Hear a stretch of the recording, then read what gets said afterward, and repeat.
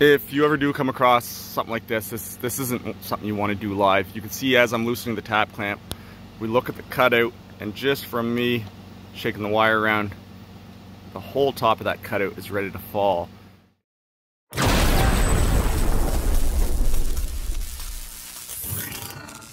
Hey, what's up guys? So we're out on a call here right now. I've already been here for a little bit. I got called in at 5 a.m. and as soon as I leave here, I'm actually heading into the office. I'm going to be helping out the supervisor with some stuff for the next couple of weeks. Still be doing some emergency calls in the field, but I want to show you guys this call here. A single phase sideline feeding 13 customers. We patrolled the line. It's a little bit difficult to control. You can see the whole line is right alongside these trees. It goes on for maybe 30 span or so. Everything was clear. I had to get out and walk directly underneath because some of those branches are awful close. I'm gonna get a contracting crew of arborists to come in here and trim out this whole line. So after patrolling the line, I wish I had filmed it. I just closed the line in. Line held. I was walking away, climbing into the truck, and then bang, she blew. So that kind of tells me one thing. It's probably not a dead short 20 amp fuse at the 7200 volts. So after it holding for a bit and then blowing, my initial thought was I must have missed a branch or something. Those tiny little branches typically won't blow a fuse like that. They usually burn right off. But I did find this at this pole.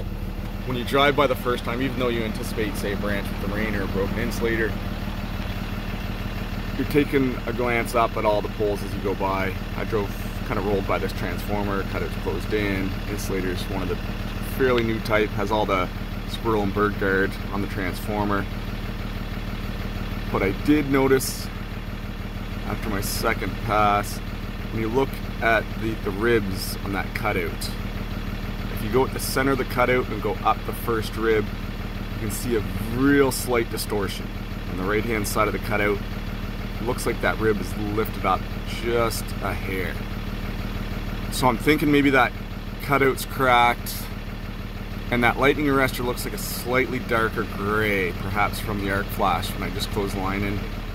It's got a pretty short path to ground via that down guy that's real close to the transformer. So we're gonna set up the truck, take a closer look. If that is the case, I'm here by myself right now. I can't go hands on any equipment that was ever energized at primary voltage. So what we'll do, we'll clear the fault using sticks and get the rest of that line closed in, if that'll work. And then I've got to head into the office anyways, so then I'll have a crew come out and install a new polymer cutout, get rid of that porcelain guy. There's very few porcelain cutouts left in the field here now.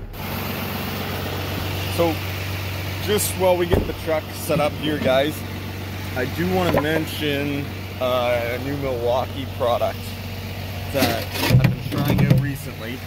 It's the M18 Fuel Top Handle chainsaw. I've used a few chainsaws like this in the past, and they just didn't have power enough to get through the big wood. So we're going to try to get through the big wood here today.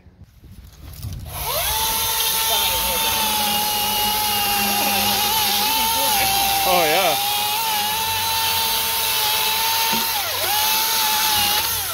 Nice. That was actually really good. We've got a lot of backlot construction, and my favorite thing about the saw is that it hardly makes any noise at all. So I'm not in someone's backyard making a racket at 3 a.m. with a professional gas chainsaw that's just screaming away.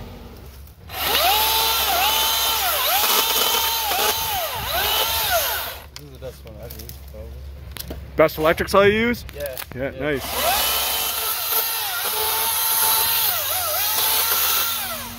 Great for limbing. It's lightweight. You're not having to deal with gas. That's another problem we've always had with our chainsaws. Is I might not use it for 3 months, and then you've got old gas sitting in the truck. You're running out of gas. All of our products in our trucks are Milwaukee now anyway, so we've got all kinds of batteries. The only thing you do have to worry about is the bar oil, of course.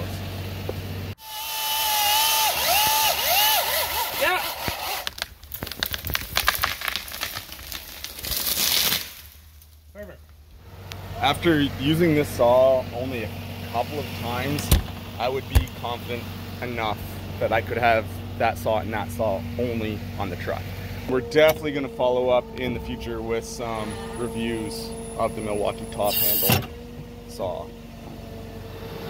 So we're getting close into the work area here now. I'll show you guys a few things. When you're setting up your boom truck, you can see where my turret is here, and I lined up my turret. We've got an overhead guy wire. You want to be conscious of that stuff when you're setting up your truck. While the ideal spot would be slightly this way, I don't want to put that boom directly underneath that guy wire, get tangled up in that. We've also got some triplex going across the street here. Massive old tree in front of us. But let's head in and take a closer look at this guy. So now that I'm up in the air, that cutout is definitely cracked. And I can see some burn marks here now on that lightning arrestor. We've got our guy wire right beside us here now, so we'll dip down underneath that. So this line is out here right now, isolated, not grounded. So even with the second guy, it's still not safe to touch. I just ran out of boom here, so I'm gonna adjust my back knuckle. So yeah, pretty obvious here now. If this was still live, there's no way we would ever get this close. If you're ever up in the air working around live stuff and you see cracked insulators or damaged equipment like that, you don't want to be anywhere near it. We've got our 7200 volts here. This is the insulating portion of the cutout, and that's not a dead short. That bracket isn't grounded, but this wire here is, and it's only a few inches away. So if that were to flash over, that insulator could literally explode in your face, especially where we have this lightning arrestor here that's been flashed over, and our down guy, which someone mentioned in another video why we don't have those on Johnny balls or insulators. I'll get a video going later on what a Johnny ball is. Anytime we frame something like this now, that overhead guy will be installed on a 6 or 8 foot insulated rod. So super easy fix. What we'll do, I won't be able to come back with the crew, but the crew's going to remove that cutout and lightning arrestor. They'll put both a new cutout and lightning arrestor. We will cut clear the grounded tail of that guy wire, put an insulated rod in that overhead guy, and sag that guy up a little bit as he's quite loose at the moment. In the meantime here now, we're simply going to isolate the damaged equipment using our grab all. We'll put a new tap clamp on there too. We look at the cutout, and just from me shaking the wire around, the whole top of that cutout is ready to fall. If that was energized simply from me disturbing it, it could give that 7200 volts a chance to flash over down to that bracket. So where the line is isolated, we're going to remove this tap. Top of that cutout's probably going to fall off. Not quite. We're pretty well all set to close that line in now that we found the fault.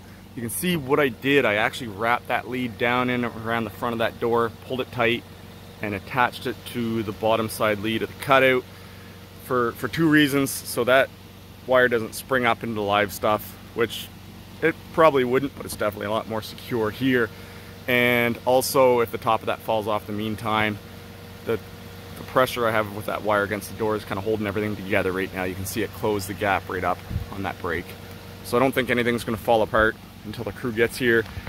If this was in the city and there was a sidewalk below me or houses nearby, I'd take my hot stick and basically knock that top right off, knock all the loose parts off. If there was any hazard whatsoever, I'd remain on scene until the crew got here, where I can't grab any of that by hand.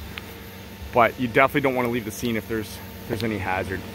I'm confident that's not going to fall apart now. If it did, however, like I said, we're out in the country and there's not going to be anyone standing underneath this pole. And man, is that rain ever coming down now.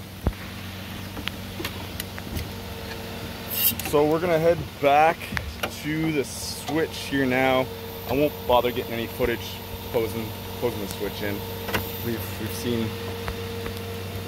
all seen us closing cutouts on these videos many times, and we will continue to many times more. But it's raining really hard right now, so we're going to put a raincoat on, go get that sideline switch closed back in. I'm going to head into the office and meet up with the supervisor and come up with a plan to get the crew out here. I'll be working out of the office for the rest of the day. But as I said, still responding to emergency calls, so we'll have lots of stuff coming up here soon. I appreciate you guys stopping in as always, and see y'all soon.